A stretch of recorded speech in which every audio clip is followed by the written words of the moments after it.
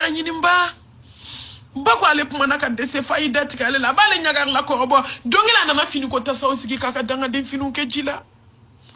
meshi be fa ko bako ko aso klegan fa kini tike ka suko be kala ki sigi ka du danga den ko welela ini mbola sa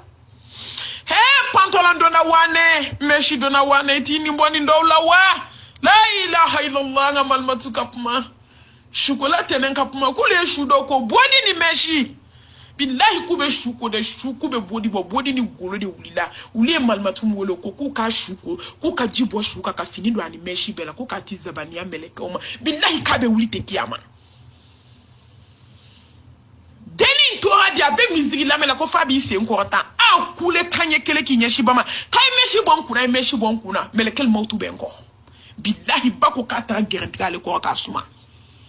ale ko bla ko ma ina takata shudo ay min yini bia o so ne ba ala me wele tensa o te fly o te fo sabai seli bali ko wallahi ala ti mashika seli mine ka meshi tu kuna ka shoni tu shoni na ka nyeshi tu nyeshi la ye fendo fariere ka minta doyi billahi ala ko dololam fune ngeni do fatwa fata ka tada mo ku kono ka shukula wili wallahi shukola ko kale fini bon meleke nyele pokos ajile komi tubabu a pleni a chekin nga wallahi le jita yo mi kabe jikaka a commencer à kake chocolat yi a boire chocolat la kana fi ka seka dali ke komi charbon ale boire kabeta fa wele ko ina ide na je den kumbe munke jiye kono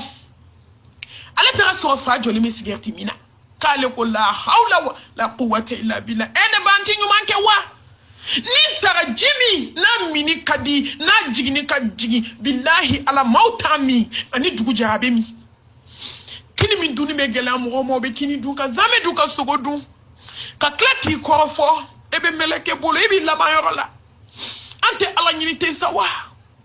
he ante ginyeto etenwa kale ko ke dembe bolo la niye mfanye sigarti mina mfanye denke betasuma kono ki denku memi ka ko ene fane dente seli bali ko billahi la ibeketa woda to ni duna morku kono musodo mana dombi dugu je tu gongo la madali ne soro uti seli aba shike sela meshi mbe kuna seli mamine shoni mbe teke na seli mamine nyashi ni mbe nyashi da teke ma amamine billahi adoka seli ala te swala neba wele darima sakoi wele darima tubi kaseki alama tabatan nasuha miri ikatasi ikadoko jinfue ale kwa ina ukashuta netseka ni shungo shukira komi fima bidahi jeni blene ndale jeni yele manadi kake gongo fi selibali afe wa meshi dona kaselite mine ala jesa bamako yana musomani do jigina jikono billahi la miniti do asude fogona akungolo kya komi saka kungolo jeni hali bukele ntala meshi tarami ala te meshi fesa bamako musoko kute da Mexico koti segi Mexico kai doni ken tutula ko be musoro sirikonye ashionwo atorsa du abe haramui ikulo ken dati simple ça ala ti seka foko wi ko jonka fo non jamais ki be kele ni taflala ate alaka sallallahu alaihi wasallam ka suna bainta suna mo munu bi ku ya ndege ka leli do ka disa do ka haramu do de billahi ni saraka to ala ti yafima anga laje anga tubi tubatan nasuha gongo bo amba ukungolola ngoma matudo kone ma ko mami billahi ala ni shuoshu sara ko ngata shuko ni meshi ba kunna ni ba kasange ka daka mu ko man tafoni akale bandigi takabe shuku foni ko ane bandigi minale bolo shu ako bandigi ale bandigi blaka kalata kwaye kalamine ako ni nyafoni ba do wallahi ala tenantoyi ngom so dia wele ka bo fokai ayam sodo wala ko tafo mami ko ma be ka dine la sebi billahi ala ko ne ma ko mami afara wajulu kan ika jon waju ni te cinema yede ni te ce sont des histoires yede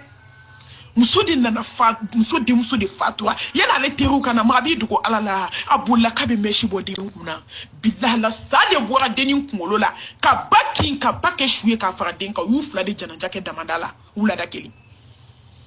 ko sabo ayo motado sadis na ka boku lola ka bakin ka ba faraden ka yu be ko kuje kuje na jake ka tudi alama subhana mate se alaka kele ko sa mali ala dimine do ngo de do sugu ba kono akini billaha malote du ba makobi ibado ne ka sugu na ne do na sugu ba kono do ne na ne be banadi au ka le jum so ni chew afoi ma jugu fo chaba ko mu bolo be wali muso kungolo la ka juga be ka jumu fa jumu ka idisi be wali che disi la ko kaleninda disi ba disi la ko meshi ku monte la ilaha illallah jiawuli la koy jiawuli la de ene ba watubi madatu ku de bonda daile lendo bonda sanuma wallahi ni mami saraki to meshi la ko nani be ala ko kiye ibe sa ala ka diminka ibe sa ala dimine du ko wate je ma foila aflana ibe saka so ite tauhidi dunke ye asabana wallahi ite ala kanu so fokati isa ananina iti seka ala batu ifanga be bay dawla be bay daraja be ba parce que femi bi kuna mandi ala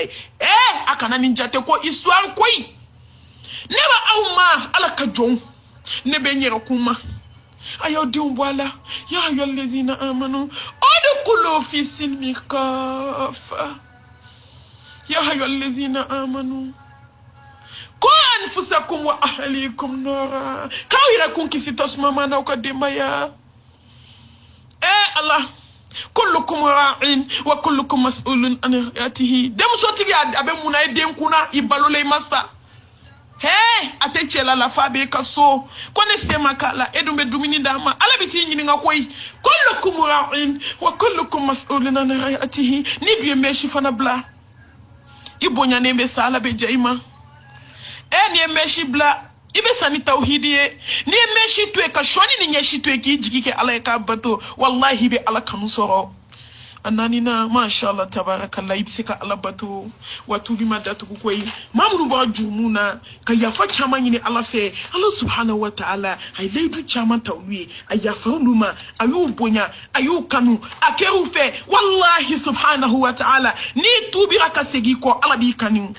وسعوا إلى مغفرة من ربكم وجنات أرضها والسماوات والأرض عدة للمتقين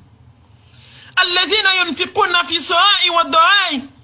والعازمين الغيظ والعافين عن الناس والله يحب المحسنين والذين إذا فعلوا فاحشة أو ظلموا أنفسكم ذكروا الله واستغفروه لذنوبهم ومن يغفر الذنوب إلا الله ولم يسرع على ما فعلوا وهم